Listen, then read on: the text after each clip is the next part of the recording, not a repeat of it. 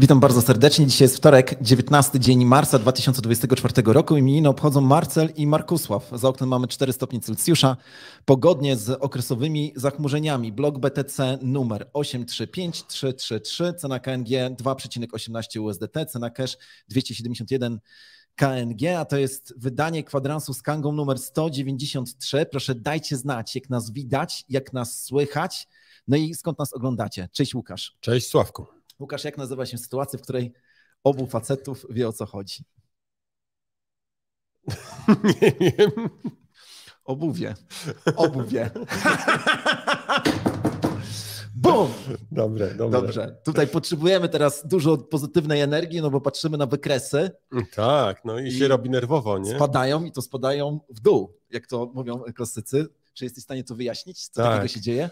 No ja bym powiedział, że mamy po prostu korektę. Jak popatrzymy sobie na to, co się dzieje na rynku, to faktycznie widzimy dosyć duże spadki, ale uwaga, te spadki nie są czymś niezwykłym. Ja to powtarzam i będę mówił, zanim przejdziemy do naszych analityków, to chcę przypomnieć wszystkim bardzo znany, mam nadzieję, wykres, na którym widać, jak zachowywał się Bitcoin w czasie hossy i spadki na poziomie 35, 8, 30% nie są niczym niezwykłym i mają miejsce praktycznie regularnie, więc teraz mamy spadek raptem tam 12%.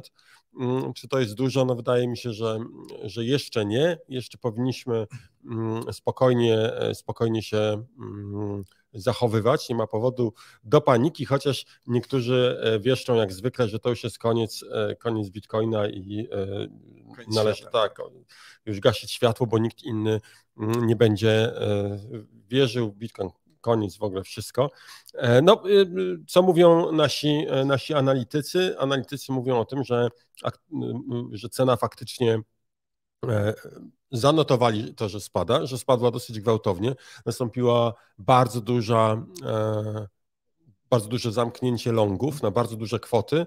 No i efekt jest taki, że narracja trochę się zmieniła. Mowa jest teraz o tym, że cena może spaść nawet do $59,000. W tej chwili jest 64, 63, więc dosyć jeszcze spory spadek, ale czy tak będzie, to zobaczymy. Na pewno nastroje są raczej nerwowe. Wiele prognoz, które były, się nie sprawdziło, wielu analityków nie przewidziało i teraz mówi, no rynek jest jaki jest. Tak to już bywa, spadki są potrzebne. Natomiast jestem ciekaw, czy w naszym konkursie nasi analitycy przewidzieli, to wszystkich zachęcamy do poczekania. Wiem, ale jeszcze nie powiem. No bardzo dobrze. No więc wracając do Bitcoina, mowa jest o tym, że jeżeli spadki się potwierdzą, to spadek do 59 jak najbardziej jest realny. Czy to będzie 60, czy 59 500, czy 58, tutaj już niektórzy się rozmijają, ale generalnie takie spadki są może nie oczekiwane, ale są akceptowalne. Tutaj nikt nie mówi, że to jest coś strasznego. To samo dotyczy wzrostów. Tutaj bardzo dużo oczywiście zależy od tego, co się będzie działo z dużymi graczami, ale jeżeli utrzymamy się powyżej 64 000 w ciągu najbliższych dni, to raczej będziemy mieli zapowiedź tego, że będziemy jednak dalej w trendzie wzrostowym i możemy spodziewać się dalszych wzrostów, chociaż wydaje mi się, że większość takich poważnych analityków mówi o tym, że do halvingu, jeżeli podskoczymy powyżej $74,000, to będą to naprawdę niewielkie wartości, bo wszyscy spodziewają się, że dopiero po halvingu nastąpi ten wzrost. Podobnie z Ethereum, tutaj w ogóle z Ethereum to jest ciekawa sprawa, bo upgrade Duncan udał się bardzo dobrze, żadnych problemów nie było, a również zanotowaliśmy poważne spadki, w tej chwili 3250. No, znowu analitycy mówią, że jeżeli nie będziemy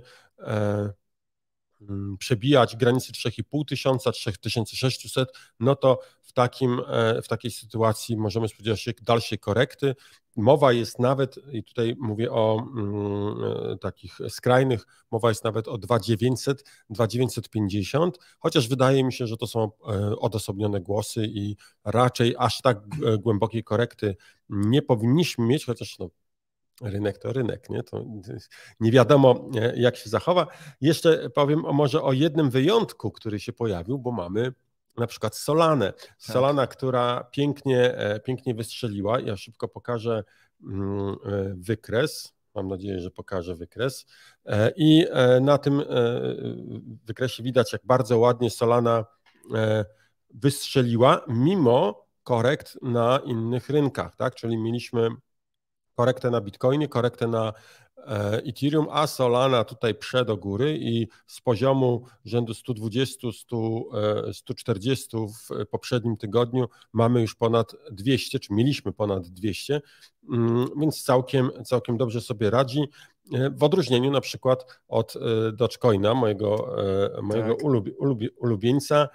Dogecoin za to mówi, że na razie na razie wystopujemy, bo Dogecoin zanotował podobnie jak Bitcoin, podobnie jak Ether, dosyć solidne spadki i wróciliśmy do poziomów troszeczkę poniżej tego, co było w zeszłym tygodniu, więc mamy małą korektę, chociaż poruszamy się cały czas w jakimś tam kanale, o którym analitycy mówią, że jest wszystko ok, nie ma się co martwić. Korekta będzie, może nawet trochę głębsza, ale wrócimy na pewno do tych poziomów, które widzieliśmy jeszcze parę dni temu, więc można powiedzieć nerwowo, ale do przodu.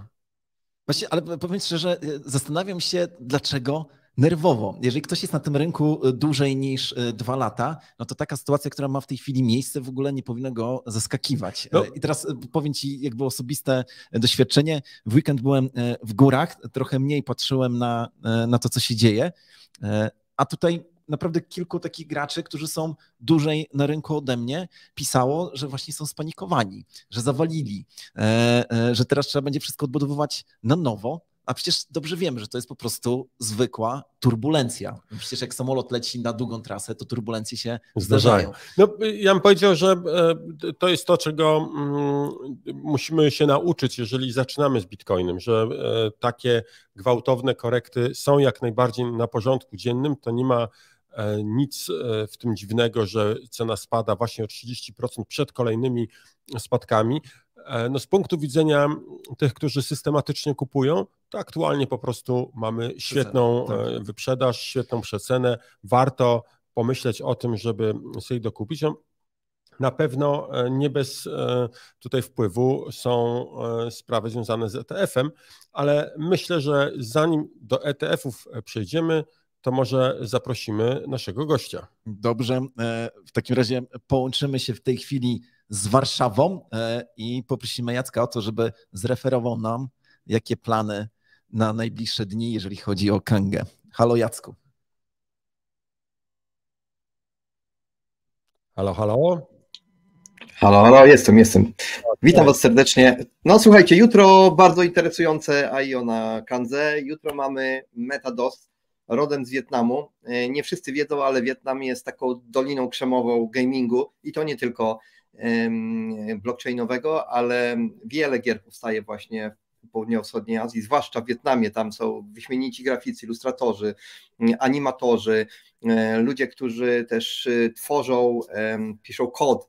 No i z tamtejszego studia deweloperskiego pochodzi gra MetaDOS, która została wyinkubowana, czyli była zaopiekowana i przygotowana do tego, żeby ujrzeć światło dzienne przez bardzo znaną firmę CDFI, która ma taki typowo gamingowy launchpad. No i MetaDOS to jest projekt, który pojawi się na rynku początkiem kwietnia, najbliższych dniach różne IDO w różnych miejscach, a u nas jutro runda prywatna dla tych, którzy są zainteresowani szczególnie takimi fajnymi grami. Ja tutaj mogę tylko powiedzieć, że jest to o tyle interesujące z 2 powodów. Po pierwsze, że ta gra jest o tyle nowatorska, że występuje w niej waluta, którą jest czas i ten czas trzeba zarabiać przez całą rozgrywkę. nie token, który się nazywa czas, tylko czas jako fizyczny czas upływający. Każdy bohater ma określony limit czasu, musi go zdobywać, zwiększać, kraść od innych. Jest to oparte na motywach filmu In Time, który w 2011 roku był emitowany w kinach. Wyścig czy gra z czasem, czy wyścig z czasem, dokładnie nie pamiętam polskiego tytułu. Na pewno pamiętacie o takim utopijnym cyberspołeczeństwie, gdzie wszyscy mają wszczepione liczniki czasu i to odmierza ich długość życia.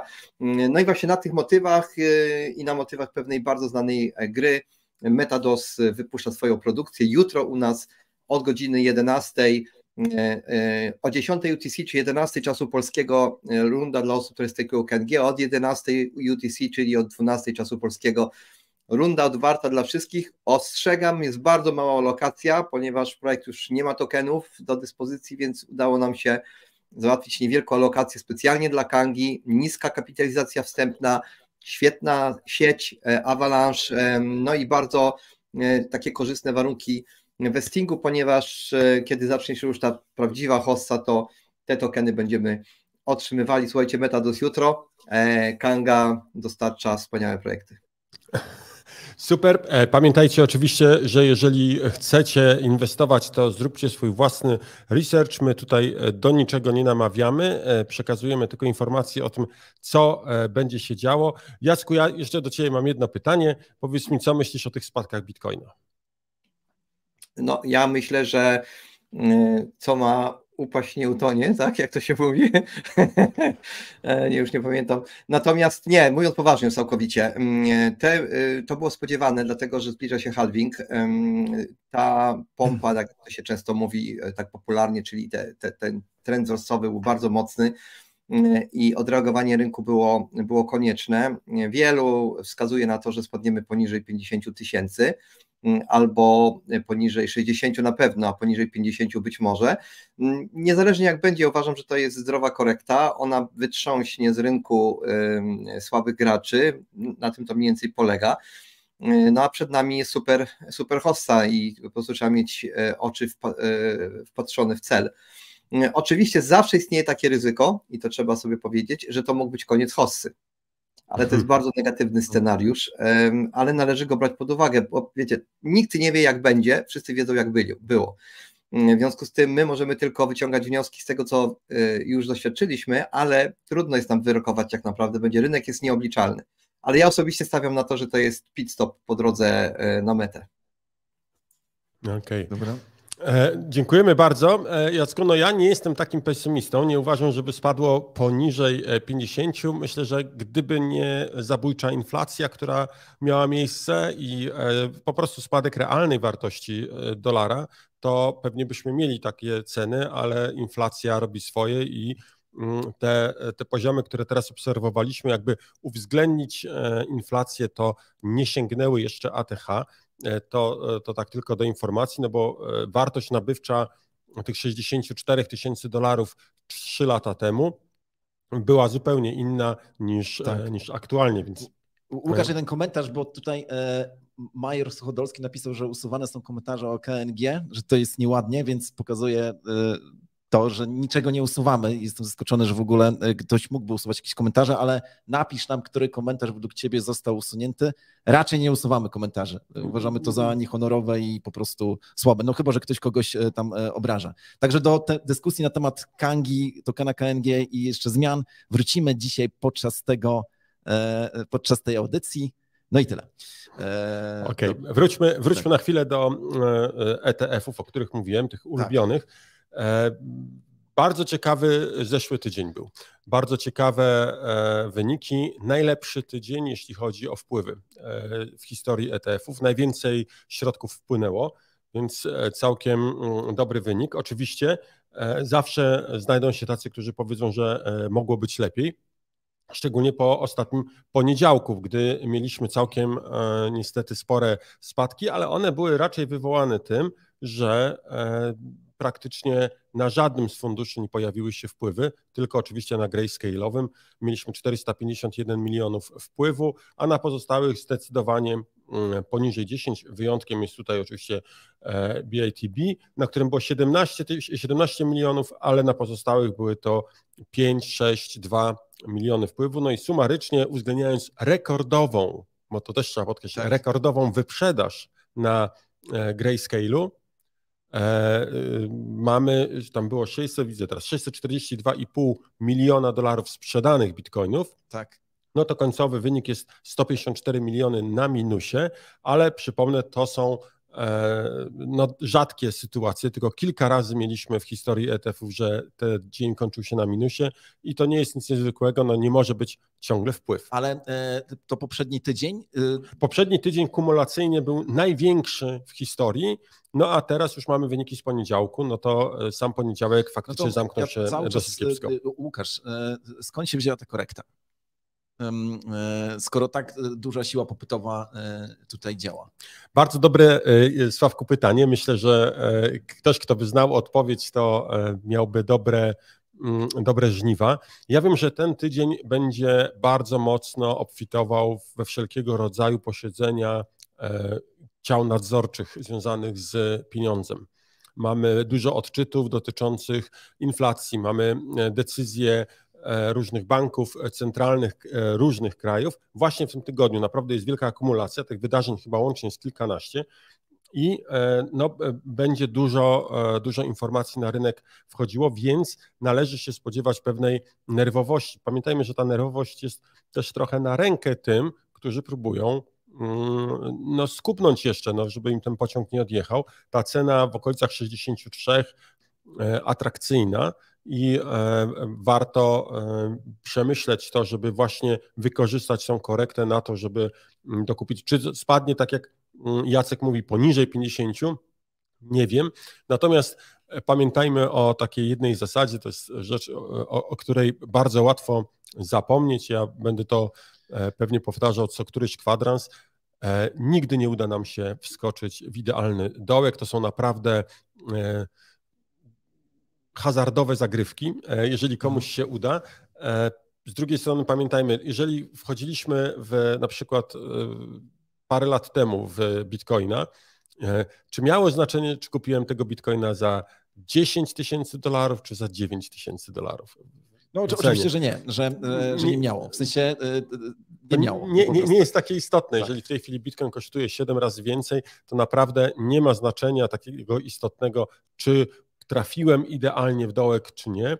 I tak samo tutaj pamiętajmy, jeżeli myślimy o tych wzrostach w perspektywie kilku lat na poziom, niech będzie ten mityczny $1 milion, no to czy kupimy Bitcoina teraz po 60 czy po $50,000, to aż tak drastycznego znaczenia nie ma w porównaniu z potencjałem, który mamy, a może się skończyć tak, jak paru moich znajomych skończyło, gdy czekali na spadki do $12,000, a Bitcoin zatrzymał się chyba na 17 czy 18 i zaczął iść znowu do góry. Tutaj czekanie, kto czeka, ten przegrywa. Czasami generalnie tak uważam, chociaż oczywiście to nie jest reguła. A propos przewidywanych cen, to chciałem Ci pokazać tweeta albo X-a twojego ulubieńca, to znaczy Plan B. Plan B, który jest wielkim fanem modelu stock to flow, za co jest krytykowany. Zaraz wyjaśnimy w ogóle, na czym to polega i na czym polega krytyka, ale generalnie jego przewidywania wcześniej znajdowały odzwierciedlenie. I oto on mówi, że według modelu stock to flow w tym cyklu, który się właśnie kończy, on przewidywał, że będzie $50,000. Jest, zaraz będzie 50 pod koniec. Ale chodzi o to, że on jakby to przewidywał przed 2020 rokiem, no więc wtedy cena była oczywiście znacznie mniejsza. W każdym razie mówi, że kolejny cykl, zobaczymy cenę $500,000 i to jest, tutaj to nie wzbudza powiedzmy jakichś tam wielkich emocji. Emocji, tak. Ale uwaga, cykl, który się zacznie w 2028 roku, on mówi wtedy, czy wówczas zobaczymy $5 milionów. Właśnie. $5 milionów. Co sądzisz o tym? No, może przypomnijmy. Wyjaśnij, o co chodzi i właśnie. Tak, generalnie model stock to flow wykorzystuje takie podejście, które było stosowane, czy jest stosowane cały czas na rynku wszelkiego rodzaju dóbr, które są takimi fizycznymi, jak na przykład złoto, ropa, metale inne szlachetne i bazują na takim wyznaczniku, który mówi o tym, w bardzo dużym teraz uproszczeniu powiem, ile lat trzeba czekać, inaczej. Wiemy, jaka jest dzienna produkcja jakiegoś materiału, na przykład złota. Wiemy, ile się wydobywa złota, wiemy, ile złota jest w obiegu. To są wartości bardzo orientacyjne, bo tego dokładnie nie wiemy. I teraz ten wskaźnik stock to flow to jest wskaźnik, który mówi o tym, ile lat musiałyby pracować kopalnie dzisiejszą mocą produkcyjną, żeby wykopać co jest w tej chwili w obiegu. Tak. No i tutaj mamy różne wskaźniki. Okazuje się, że te wskaźniki łatwo, czy mogą być użyte do pewnych predykcji. Do tej pory przed Bitcoinem była pewna niepewność, ponieważ nie było wiadomo, ile będzie wydobytego danego materiału i jaka będzie produkcja tego materiału. Więc te wszystkie wskaźniki niezbyt dokładnie się sprawdzały, ale są wykorzystywane i jak najbardziej pokazują, że są użyteczne. Natomiast w przypadku Bitcoina my dokładnie wiemy, co do jednego satoshi, ile Bitcoina jest wydobytego i ile będzie wydobywane i z jaką prędkością przez najbliższy rok, 2. My to wiemy super dokładnie. No i plan B, wykorzystując tą wiedzę, która jest publiczna przecież, on stworzył model, który od nie pamiętam ilu lat, ale jak go publikował, to wszyscy, pamiętam, pukali się w czoło i mówili, no gdzie Bitcoin po $20,000? Tak. No to jest nierealna cena, to w ogóle nie ma szans. To tak jak teraz właśnie on mówi 5 milionów, to tak samo wtedy było $20,000, no co ty. No właśnie i w tym względzie jakby to, co powiedzieliśmy przed chwilą, nie ma znaczenia, czy ktoś kupi tego Bitcoina za $50,000 czy 60 po prostu, bo jeżeli dojdziemy do tych 5 milionów, oby tak było, no to wiadomo, multiplikacja bardzo duża. Dobra, Łukasz, czytam komentarze. Komentarze są nieprzychylne. Trzeba tutaj to jasno powiedzieć. Chodzi o cenę tokena KNG i w ogóle o ostatni airdrop. To może od tego airdropa zacznijmy, ponieważ tak jak powiedzieliśmy wcześniej, kiedy teraz rekrutujemy projekty, które mają u nas wyprzedawać swoje tokeny, przekonujemy do tego, żeby przekazywało nam pewną pulę, którą możemy zairdropować i testujemy różne modele. Ostatni model nie wywołał zbyt dużej ekscytacji, znaczy wywołał, ale niekoniecznie w tą stronę, której byśmy oczekiwali, a zatem przygotowując się do nowego airdropa, chcemy wprowadzić kilka zmian. Ja omówię może jedną, a ty omówisz drugą. Ale zanim może będziemy mówili o zmianach czy o rzeczach, które chcemy powprowadzać, to powiedzmy bardzo krótko, ja do końca nie rozumiem, dlaczego ktoś jest niezadowolony, że coś dostał za darmo. Jeżeli ktoś nie chce tego prezentu, to ja bardzo chętnie przyjmę. Bardzo proszę, wyślijcie mi te swoje tokeny, ja je chętnie przyjmę, nawet jak uważacie, że są mało warte. To jest taki pierwszy komunikat. Uważam, że jeżeli dostałem coś za darmo, no to jest, Łukasz, tu chodzi o to, że dostają to hodlerzy tokena KNG i w tym względzie jakby rozumiem, że rynek oczekuje, czy jakby nasi hodlerzy, że to nie jest do końca za darmo z ich perspektywy. No, i stąd ta pretensja. Tyle. Okay. Musimy się nauczyć zawsze rozumieć jak gdyby drugą stronę, więc jakie planujemy wprowadzić zmiany? Po pierwsze, chcemy faktycznie doprowadzić do tego, że ten jednorazowy airdrop dla każdego, kto będzie w nim uczestniczył, będzie większy. Tak. Będzie większy i jedną ze zmian, którą teraz zamierzamy przetestować, jest to, że będziemy ogłaszać airdropy w naszych social mediach. Na razie nie mówimy w jakich, właśnie chodzi o to, żeby je śledzić i czas odebrania tego airdropa będzie względnie krótki. Tak, czyli jeżeli wymyślmy sobie sytuację, jeżeli pojawi się tweet od Kangi, że hej, właśnie został zrobiony airdrop, to po pierwsze czas na odbiór tego airdropa będzie bardzo krótki od momentu publikacji tego newsa, ale z drugiej strony jeszcze będzie się liczyło to, kto pierwszy, ten lepszy, no bo jeżeli mamy limitowaną ilość tokenów, no bo projekty dają nam te tokeny za darmo, my je rozdajemy za darmo, więc nie możemy tutaj oczekiwać jakichś milionowych pól i stwierdziliśmy, że będziemy dzielili te pule na takie części, które będą może trochę większe niż w tej chwili, na przykład 10 razy większe, ale nie będzie mógł dostać ich każdy, tylko na przykład 100 pierwszych osób, które zdąży kliknąć. Chodzi o to, żeby ci, którzy śledzą nasze kanały, ci, którzy są aktywni i widzą, że coś się pojawiło, będą reagowali. Oczywiście dalej ten element związany ze stejkowaniem tokena KNG będzie wymagany, ale uwaga, on będzie w różnych momentach różny. To znaczy, to może być, i znowu proszę mnie nie łapać tutaj za słowo, ale to może być, że będzie wymagane posiadanie 200 tokenów KNG, albo może będzie wymagane 500 tokenów KNG, ale równie dobrze może się okazać, że będzie limit na przykład 50 KNG. Każda paczka będzie miała swoje limity i swoje ilości, czyli na przykład może być 100 osób, pierwszych 100 osób odbierze, albo pierwszych 200, albo pierwszych 50. Wszystko będzie bardzo zmienne, po prostu traktujemy to trochę też jako swego rodzaju zabawę.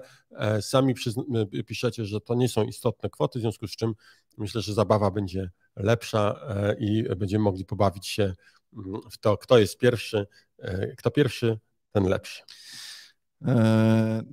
Jeszcze czytam komentarze w tej chwili i widzę, że komentarze również są nieprzychylne. Mówię to jak gdyby wprost i szczerze, no taka natura, że trzeba jakby brać kubeł zimnej wody na siebie. Testujemy rozwiązanie. Chodzi nam o to, żeby faktycznie osoby, które jakby otrzymają tego airdropa, żeby ich poczucie jakby sukcesu było większe. Jeszcze raz pozwólcie nam to przetestować. Tutaj widziałem, Matt Kosiek na przykład napisał, że dla mnie niekorzystne rozwiązanie, bo nie korzystam za bardzo z social mediów, czekam na drugą propozycję rozwiązania. Czy na przykład korzystasz z Telegrama, bo dla nas Telegram jest również takim kanałem, na którym będziemy publikowali tego typu informacje i wtedy te osoby, które są na Telegramie, będą mogły szybko zareagować i odebrać nagrodę. Ja przypomnę tylko, że ta nagroda, która w tej chwili jest do odebrania, ona jest do odebrania w zakładce portfel i po lewej stronie wybieramy nagrody, tam mamy nagrodę do odebrania. Termin odbioru to jest do końca, już podam nawet dokładnie, żeby nie było, do 30... polskiego czasu to jest 1 w nocy 30 marca, do tego czasu trzeba odebrać tą nagrodę, inaczej ona przepada, więc pamiętajmy o tym, żeby zalogować się i odebrać. Wiem, że jeszcze sporo osób nie odebrało. Dobrze, patrzę tutaj, co się jeszcze dzieje w komentarzach. No i widzisz, Telegram już bardziej, także się cieszę.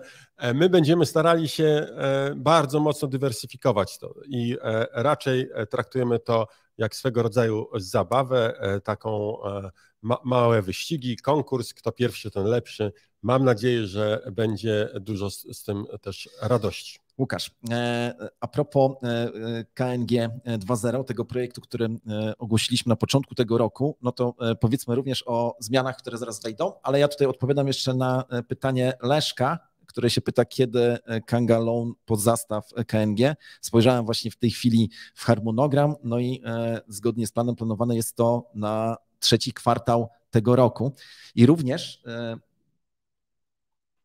zanim przejdziemy jeszcze tutaj do dalszej dyskusji, dodajemy narzędzia, które mają istotnie zwiększyć obrót na naszej platformie. Takim narzędziem jest dźwignia i to jest coś, nad czym w tej chwili bardzo mocno pracujemy. W moim przekonaniu, zaznaczam, że jest to moje przekonanie, to istotnie wpłynie na obroty, które wprost związane są z ceną naszego tokena. A propos zmian tokenowych i stakingowych, to Łukasz, co z tym halvingiem? Tak, no, więc właśnie pora chyba ogłosić, że halving, który ogłosiliśmy w ramach KNG 2.0, już jest gotowy, on już jest, można powiedzieć, na produkcji jeszcze nie został włączony, gdyż zgodnie z ustaleniami informujemy z wyprzedzeniem, co najmniej tygodniowym, że taka zmiana będzie wprowadzona, żeby wszyscy, którzy chcą, żeby mogli się przygotować. No i teraz już podajemy szczegółowo informacje, na przyszłym kwadransie zostanie on już włączony a zasada jest bardzo prosta. Cel, jaki chcieliśmy osiągnąć, to taki, żeby ludzie, którzy zaczynają dopiero z Kangą i są nowymi, żeby mogli mieć w perspektywie krótkiego w miarę czasu dogonienia tych, którzy są już bardzo, bardzo długo i żeby nie myśleli, że zawsze będą z tyłu. Dlatego wprowadziliśmy pewną zasadę. Po pierwsze, zasada numer 1 mówi, że żeby móc włączyć automatyczne zasilanie czy autobonus na stakingu KNG, trzeba będzie posiadać co najmniej 100 Kang na tym posie. To jest pierwsza zasada. Jeżeli ktoś teraz uważa, że Kanga jest tania, no to tym bardziej zachęcamy do tego, żeby dobić do tej setki, bo wtedy będziemy mogli mieć ten autobonus włączony. Autobonus, czyli zwiększanie naszej mocy tych tokenów KNG, które mamy zgromadzone i tym samym zdobywanie większej nagrody. Teraz mieliśmy stały wzrost tej nagrody, a w ramach halvingu postanowiliśmy troszeczkę to zmienić i upodobnić do tego, co się dzieje na przykład z Bitcoinem. Tak, ten stały wzrost, który był aż do przyszłego tygodnia, który będzie, to jest 0,3 punktu procentowego, jeżeli chodzi o zwiększanie siły nabywczej. No i właśnie, i teraz jak ta zmiana? Ta zmiana będzie wprowadzona w następujący sposób. Otóż po pierwsze 100 tokenów KNG, żeby móc włączyć to automatyczne zasilanie nagrodą, czyli zwiększamy sobie pulę, ale dodatkowo zyskujemy zwiększanie naszej mocy przy podziale nagrody i przez pierwszy okres, zaraz powiemy jaki, ten wzrost będzie wynosił 0,5% dziennie, czyli będzie bardzo szybki, będziemy mogli szybko budować sobie ten autobonus. Potem co każdy okres będzie się ten autobonus o połowę, będzie halvingował, czyli będzie o połowę mniejszy. I tak postanowiliśmy, że okresy będą wynosiły 300 dni, czyli przez pierwsze 300 dni będzie rósł bonus o 0,5%, więc po 300 dniach będziemy mieli 150% już bonusu, czyli nasze, przyjmijmy 100 Kang, będzie pracowało tak, jakby było tam 250 Kang zgromadzonych i taką nagrodę będziemy dostawali.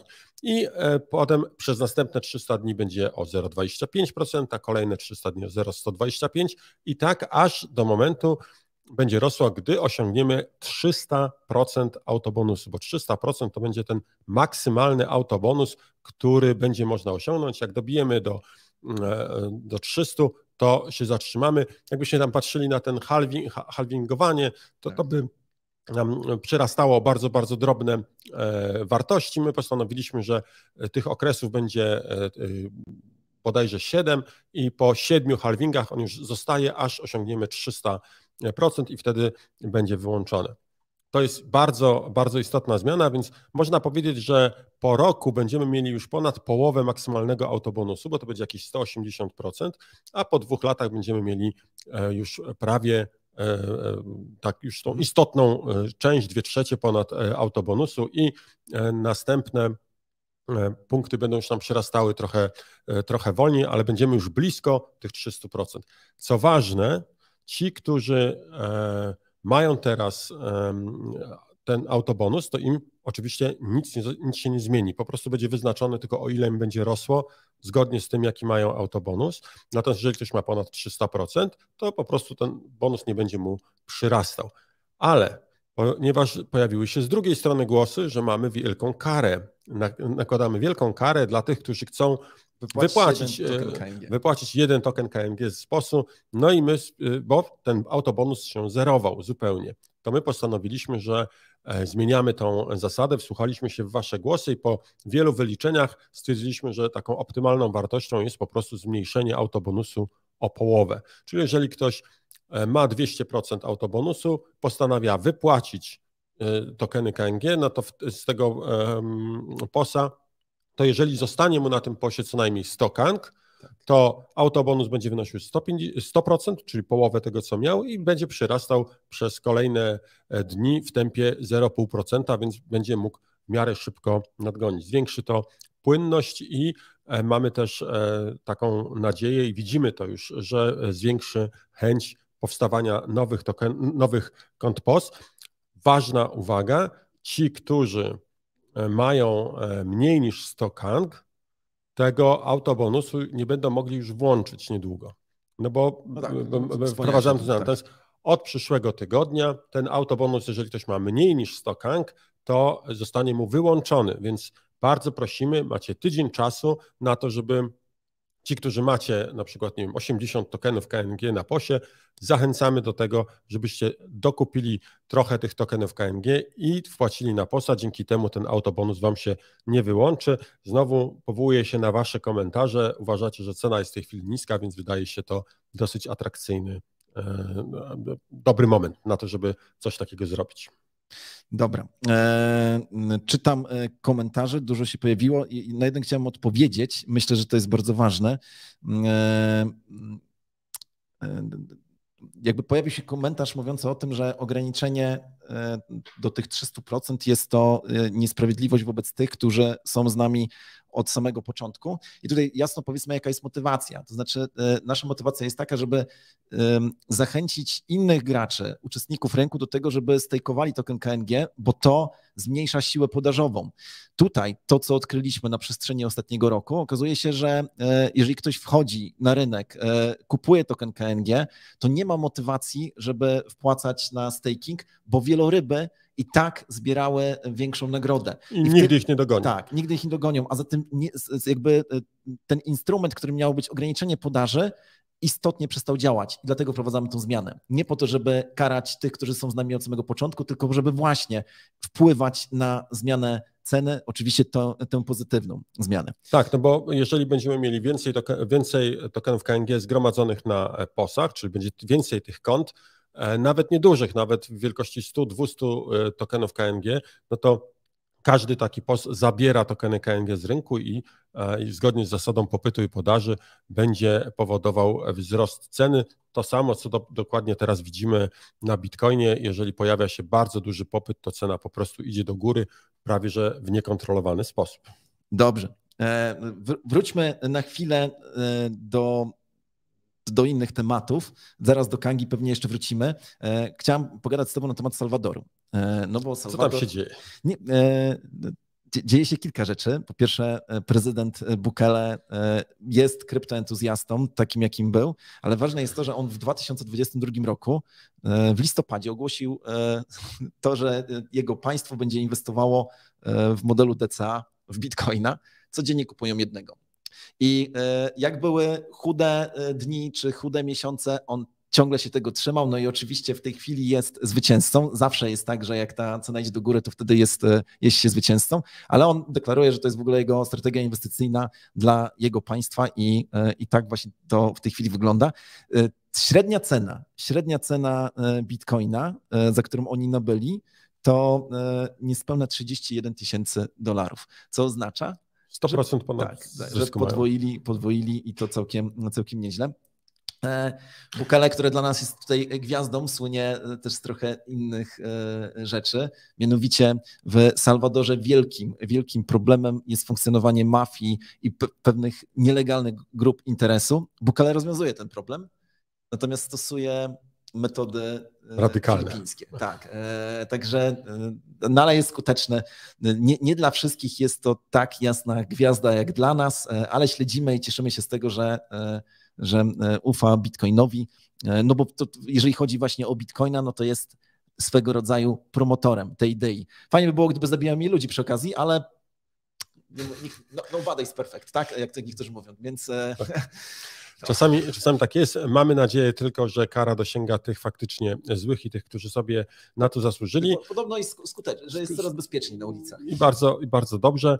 Ja tutaj wykorzystam ten moment na to, żeby zachęcić Was wszystkich do tego, żebyście subskrybowali, dali łapkę w górę. Jak widzicie, za mną jest licznik 9970 subskrypcji. Wiemy o tym, że jesteśmy dosyć mocno ograniczani przez algorytmy YouTube'a. Zależy nam na tym, żeby jak najwięcej nowych osób słuchało naszych programów, żeby dowiadywali się o Bitcoinie i zachęcamy do tego, żebyście polecali nasz kanał, polecali nasze filmy swoim znajomym, więc udostępnijcie te filmy, dajcie łapkę w górę i koniecznie zasubskrybujcie, kliknijcie w dzwoneczek. To dla nas jest bardzo ważne. Zależy nam na tym, żeby przebić ten szklany sufit, który wisi nad nami.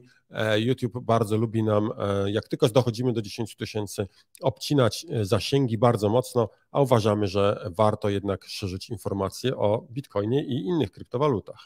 No właśnie. Mam jeden temat. Dajesz. Znowu wrócę na chwilkę do Kangi. Dobra. Może być? No pewnie. Tak? Jak widać, to jest nie tylko nasz ulubiony temat, ale wszystkich naszych komentujących. Także... Tak. Słuchajcie, jak pewnie zauważyliście, niektórzy z Was pisali na support i dopytywali się szczegółów. Wprowadziliśmy nowy program afiliacyjny. Nowy program afiliacyjny zupełnie na nowo przepisany, tak żebyśmy mieli jak najwięcej możliwości do rozbudowy. Ten program afiliacyjny to jest pisany już przez fachowców pod okiem może fachowców związanych z programami afiliacyjnymi. Dostaliśmy bardzo duży feedback, wiedzieliśmy, co mogliśmy poprawić, wiedzieliśmy, co zadziałało dobrze, no i w tej chwili ten nowy program jest już dostępny. Ważne jest to, że w tej chwili ta afiliacja dotyka każdego praktycznie fee, które jest gromadzone przez Kangę, czyli jeżeli wasz użytkownik, kogo wy zachęcicie do tego, żeby założył konto na Kandze i będzie on aktywny, będzie płacił jakieś fee, to z każdego tego fee wy będziecie dostawali część nie tylko od tradingu, ale również od operacji kantorowych, od branych pożyczek, od wszystkiego, gdzie tylko występuje tego typu działalność, że Kanga pobiera fee. Więc zachęcamy do tego, żeby używać tego nowego narzędzia. Jest dostępny cały user guide, cały manual w postaci pliku PDF. Postanowiliśmy, że będziemy przygotowywali właśnie taką formę, żeby spokojnie móc sobie poczytać nawet offline, tak. nie musieć tego robić tylko i wyłącznie, gdy mamy dostęp do internetu i żeby nauczyć się, jak ten program działa, jak możemy z niego korzystać. Zachęcamy do tego, żeby używać tego narzędzia. Ono na pewno pomoże Wam budować swój pasywny dochód, no bo jednak te fee będą gromadzone cały czas, a z drugiej strony nie ukrywajmy, zależy nam na tym, żebyście byli aktywni, no bo to najlepsza forma reklamy, jeżeli ktoś poleca jakąś giełdę innej osobie, zachęcamy do tego, żebyście to robili. Tak, a propos jeszcze Kangi, Łukasz, gdybyś mógł jeszcze skomentować plany wdrożenia nowych blockchainów, tu też się pojawiło takie pytanie. Tak, jesteśmy bardzo, bardzo blisko. Mieliśmy kilka pozytywnych odpowiedzi. Uruchamiamy w tej chwili zupełnie nowy model taki dodawania blockchainów i już wkrótce pojawią się nowe blockchainy. Ma pojawić się Tron, ma pojawić się na przykład Solana, mają pojawić się USDT i USDC po Tronie, więc to są te bardzo wyczekiwane asety i kolejne blockchainy zgodnie z tym, jak mówiliśmy na Kanga 2.0, jak zapowiadaliśmy, będą się pojawiały. Mam nadzieję, że może uda nam się Was zaskoczyć również tempem wprowadzania. Zobaczymy, na razie jesteśmy bardzo pozytywnie zaskoczeni, tylko nie zaskoczeni, ale my spodziewaliśmy się, że nastawieni, pozytywnie nastawieni. Tak, przygotowaliśmy taki moduł, który ma umożliwić dodawanie blockchainów szybciej. Także tutaj czekamy na Trona. Faktycznie Tron też myślimy zwiększy nam aktywność kantorową, no bo istotną kryptowalutą, która jest kupowana i sprzedawana w kantorach, to jest właśnie USDT, a wiemy, że USDT najbardziej popularne jest na Tronie. Tak, największa kapitalizacja. Łukasz, co się dzieje z OKX-em? Chodzi mi o ten komunikat, który niedawno się pojawił w kontekście USDT. Tak, właśnie. no tutaj ciekawa sytuacja. Otóż wygląda na to, że USDT i Tether nie będzie starał się o uzyskanie stosownych licencji na działanie na rynku europejskim. Tak. A to oznacza, że mogą pojawić się problemy z jego dostępnością dla europejskich podmiotów, dla tych wszystkich, którzy działają, są użytkownikami z Europy i przeszli pełną procedurę KYC, mogą nie móc obracać tym tokenem.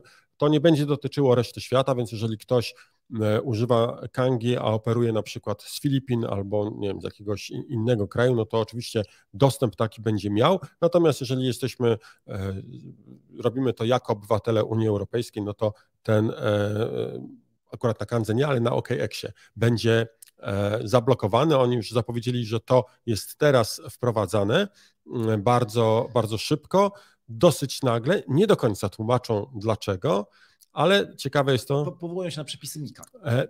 Właśnie nie na MiCA, tylko na regulatora. Nie wspominają o MiCi bezpośrednio. To jest takie, nie wiem, może celowe, a może przypadkiem takim wyszło. Natomiast to dotyczy tylko tokena USDT, a nie dotyczy tokena USDC. No właśnie, ale ciekawe, bo jak się patrzy na przykład właśnie na OKX, ale też na inne giełdy, no to obrót na parach do USDC jest mniejszy niż do USDT. A tutaj OKX mówi, że drodzy Europejczycy, wasz regulator zgotował taką niespodziankę, nie będziecie mogli korzystać z tych rynków, z których będzie korzystała reszta świata. I teraz zwracam uwagę na jedną rzecz, że nie wiem, komu powinniśmy podziękować za to, że odbiera się nam prawo do tego, żebyśmy mogli sobie tradeować w parze do USDT. Ja podejrzewam, że nikt się pod tym z imienia i nazwiska nie podpisze, tak samo jak nikt nie podpisuje się z imienia i nazwiska pod konkretnymi ustaleniami związanymi z Zielonym Ładem, no poza jakimiś tam skrajnymi osobami, które najczęściej nie mają nic wspólnego z tymi przepisami, ale nawołują do nich. Warto teraz zauważyć, no nie, że owoc regulacji jest taki, że komuś, kto jest obywatelem Unii Europejskiej, zabrano prawo. Zabierze się zaraz prawo do tego, żeby tradeował na parach do USDT, czyli do największego, co prawda wątpliwego, rozumiemy to, ale ciągle największego stablecoina. Drogi regulatorze, bardzo dziękujemy. Wysyłamy tutaj moc uścisków. Oczywiście wszystko dla naszego dobra. Tak, jakoś to wszystko rozwiąże. Tutaj ciekawe pytanie zadał Marecki 1397. Dlaczego w konkursie InvestCav z kategorii inicjatywa edukacyjna nie ma Kanga University? Ja powiem, no właśnie, jesteśmy ciekawi dlaczego. Dlaczego tak się stało? My nie wiemy. Przypominam, że żeby być tam zgłoszonym potrzeba bardzo wielu głosów. Możliwe, że jednak mało z Was zgłaszało Kanga University jako właśnie dobrą inicjatywę edukacyjną. To samo dotyczy kantorów czy innych elementów związanych z Kangą. Nie jesteśmy na żadnym z nich. Dlaczego? Możecie pytać organizatorów. Sami jesteśmy ciekawi, co powiedzą. Znaczy właśnie, warto zapytać organizatorów. Nas również to dotknęło, natomiast ja i Łukasz będziemy na InvestCavs, nie będziemy mieli stoiska, ale będziemy przechadzać się, także każdy, kto chciałby się z nami spotkać, przybić piątkę, to będziemy mógł to zrobić. A skoro właśnie pojawiły się tutaj takie głosy, że nie jesteśmy obecni na InvestCavs, to ja tylko przypomnę, że jako polski kryptowalutowy gracz jesteśmy bardzo obecni na najróżniejszych konferencjach. Wymienię tylko to, że byliśmy całkiem niedawno na Crypto Community Conference w Warszawie, będziemy na CryptoSphere we Wrocławiu, będziemy w Wielkiej Brytanii, lecimy do Paryża na największą kryptowalutową imprezę europejską na pewno. Wszędzie te wydarzenia, które wymieniam, to mamy tam stoiska. 3 konferencje potem w Dubaju. Tak, później lecimy do Dubaju, do Dubaju. Dziękuję, przepraszam. To stres związany z kamerą. Na 3 konferencje, więc jesteśmy obecni. Staramy się być obecni wszędzie, gdzie się da. Na InvestCavs również przyjdzie taki moment. Sławku, tu mam pytanie od Adriana, który pyta się, co w ogóle z kantorami. Podobno do końca 2025 roku już nie będzie można działać. Jak się zapatrujemy na to? To nie jest tak, że nie będzie można działać. Będzie można działać, tylko faktycznie wymogi, które będą stały przed kantorami, będą istotnie większe. Tam jest taki wymóg, że kantor, który chce prowadzić działalność, musi wpłacić, uwaga, 125 000 euro zabezpieczenia gdzieś na konto znowuż regulatora. No to jest po prostu skandal, ale uwaga, mamy rozwiązanie na to, więc kantory są niezagrożone. No i oczywiście sieć lokalsów, ona również jest niezagrożona, także tak się zapatrujemy. Ja w ogóle powiem, jeśli chodzi o nasze usługi związane z wchodzeniem i wychodzeniem fiaty, bardzo jestem wielkim fanem usługi peer-to-peer. Sam nawet zgłosiłem się jako operator, bo parę razy zdarzyło mi się zrobić taką transakcję. Bardzo jestem zadowolony z tego, chyba 2 razy, czy w zeszłym roku raz, w tym roku raz, udało mi się komuś pomóc kupić swoje pierwsze omegi albo sprzedać, więc bardzo z tego powodu się cieszę. Zachęcam Was do tego, żebyście popatrzyli, jak działa ta usługa. To jest bardzo, bardzo fajne. Oczywiście mówimy tutaj o jakichś incydentalnych zakupach na nieduże kwoty. To pamiętajcie, nie jest sposób na to, żeby cały czas zarabiać, no bo to jest działalność wtedy biznesowa i podpadamy pod inne przepisy, ale jeżeli ktoś chce, to proszę bardzo. Tak jest.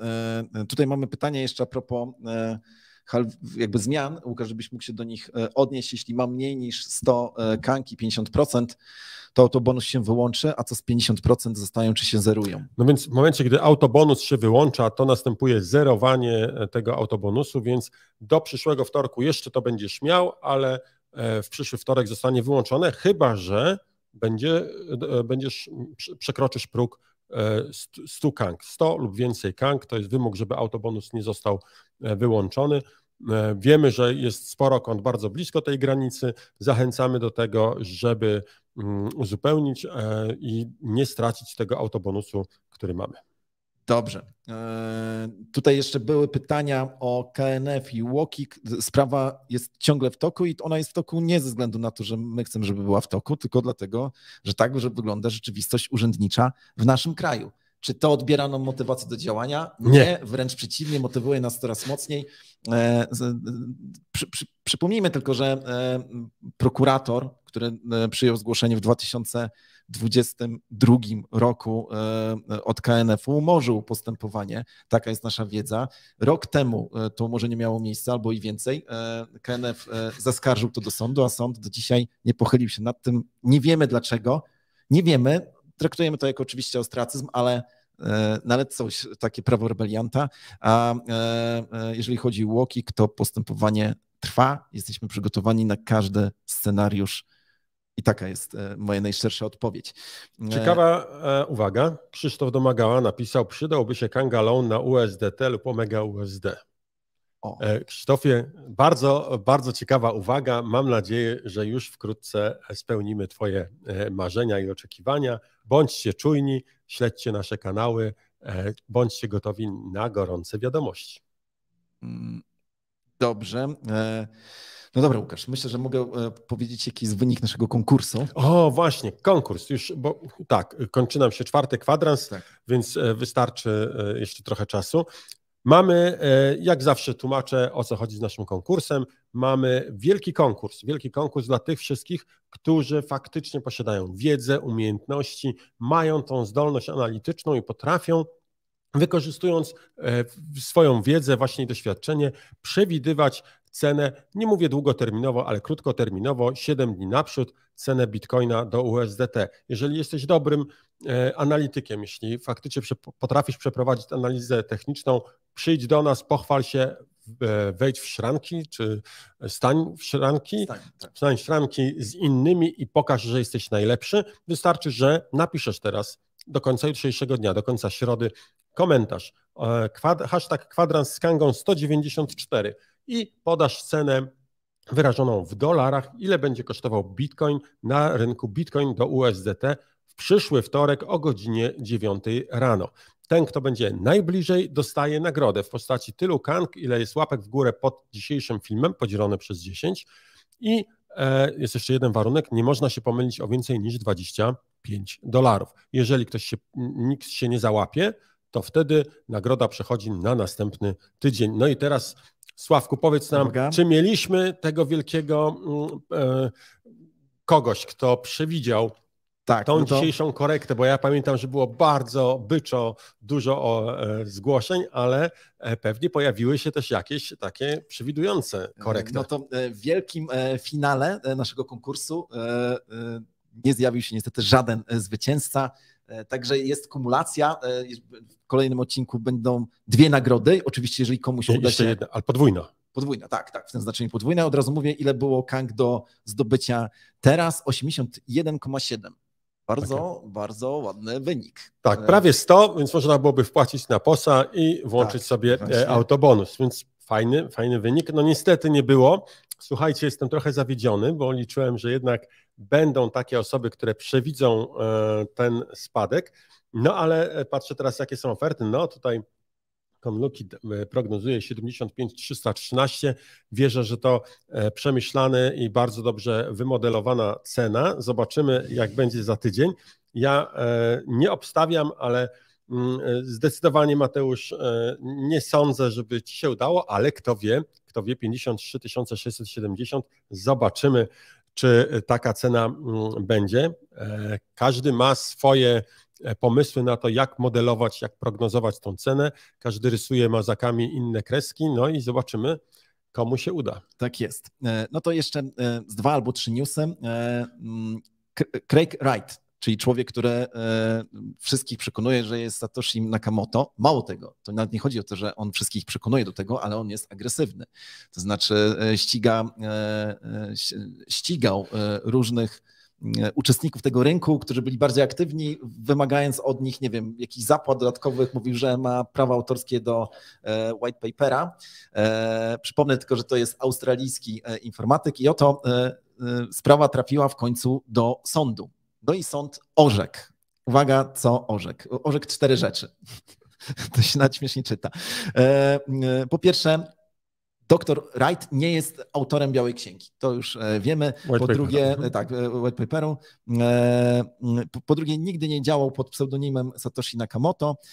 Po trzecie, znaczy nie działał pod pseudonimem Satoshi Nakamoto w latach 2008-2011, no bo teraz działa, ale nie ma do tego tutaj uprawnień. Po trzecie, nie jest osobą, która stworzyła system Bitcoin i uwaga, nie jest autorem początkowych wersji oprogramowania Bitcoina. A zatem Craig miał ostatnio bardzo zły dzień.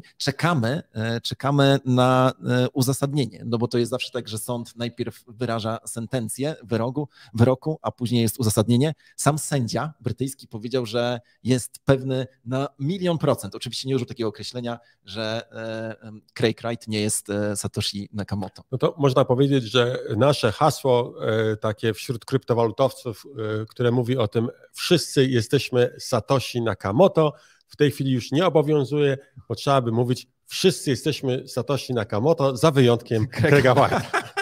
Przepraszam, tak. No, jemu się trafiło, bo właśnie sąd powiedział, że ty nie jesteś, a nam jeszcze nie powiedział takich rzeczy. Więc on jedyny na pewno nie jest, a cała reszta dalej może używać tego stwierdzenia, bo tak trochę jest. Przypomnę, słuchajcie, zbliża się 200. odcinek naszego kwadransu z Kangą.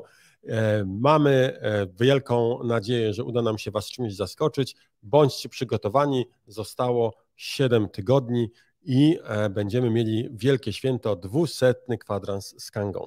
Właśnie, a skoro mowa jeszcze o Kandze, bo dzisiaj to jest nasz ulubiony temat, jak zwykle, zresztą to tylko chciałbym zrobić tutaj krótką, jak to się nazywa, produktu?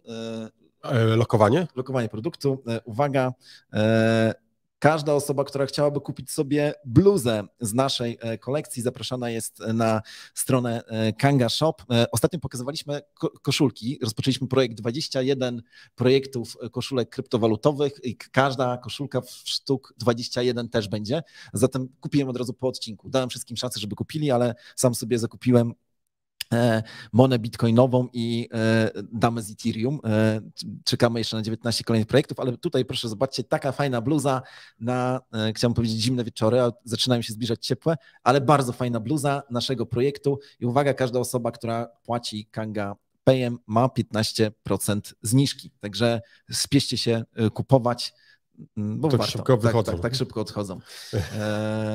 Dobrze, tutaj Sips pyta, co z nowym IEO. Na samym początku gościliśmy Jacka, on mówił o nowym IEO, o tym, co będzie, więc jak tylko skończymy dzisiejszy odcinek, przewin na początek i posłuchaj sobie o tym, co będzie. Ostatnio mamy wielką passę, efekt Kanga działa, mamy bardzo udane projekty, one powodują te udane akcje, że zgłaszają się do nas kolejne. Zgodnie z moją wiedzą kalendarz mamy chyba zamknięty do końca maja. Tak, i się uzupełnia. W sensie negocjujemy z dużymi graczami, takimi, no właśnie, chcemy, żeby Kangowy Launchpad był, wiadomo, wyjątkowym. Dobra, ponownie tak jak w poprzednim odcinku mamy nagranie z kolejnego punktu, gdzie można płacić Kanga Payem. Myślę, że zaskoczymy dzisiaj wszystkich, gdzie można zapłacić, więc Łukasz, czy chciałbyś coś jeszcze dodać? No ja mam tylko jedną rzecz do dodania. BCK, Bitcoin ciągle królem. Dobry moment na to, żeby uzupełnić swoje portfele. To jest oczywiście nie porada inwestycyjna, a jedynie moja opinia prywatna i porada koleżeńska.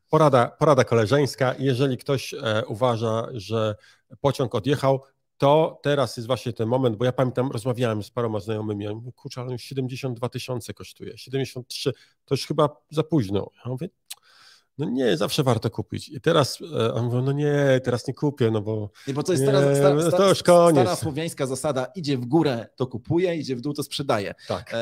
No to niektórzy tego się trzymają. Ja oczywiście, mój ulubiony okrzyk, KNF, czyli Kanga na fali. No i cóż, życzymy Wam wszystkiego dobrego. No i zobaczcie, gdzie można od teraz płacić Kanga Payem, a my widzimy się w sobotę wieczorem podczas Kanga No Comment. Dzięki Łukasz, wszystkiego dobrego. Cześć.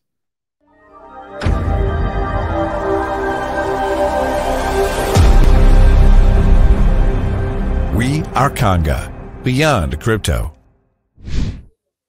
Proszę Państwa, jesteśmy u celu naszej podróży w Toruniu przed pubem pana Sławka Mencena. Zejdziemy zaraz, zamówimy jedzenie, aby posmakować kiełbasy wyborczej. Zapłacimy za to wszystko kryptowalutami, oczywiście za pomocą Kanga Pay. Chodźcie. Kiełbasa wyborcza, o której mówiłem przed wejściem do tego lokalu, to oczywiście pozycja w menu. Biała kiełbaska, taką jak je się u mnie w domu rodzinnym na święta. Z chrzanem. U Ciebie, Andrzeju, też? Obowiązkowo, z chrzanem. Przyszedł czas zapłaty, zapłacimy oczywiście za pomocą Kanga Pay. Poproszę o rachunek. Dobrze. Proszę o kod. 512 512 497. 497. Ok, ja dzisiaj zapłacę omega złotówkami. Zapłać. Zapłać. I po mojej stronie potwierdzono. Również. Proszę. Dziękuję bardzo. Oficjalnie oklejamy pub Mencena. Od dzisiaj możecie tutaj zapłacić kryptowalutami za pomocą Kanga Pay. Ta naklejka o tym świadczy. Pub Mencena to wyjątkowe miejsce na kulinarnej mapie Torunia. Zapraszam w imieniu swoim i pana Sławka.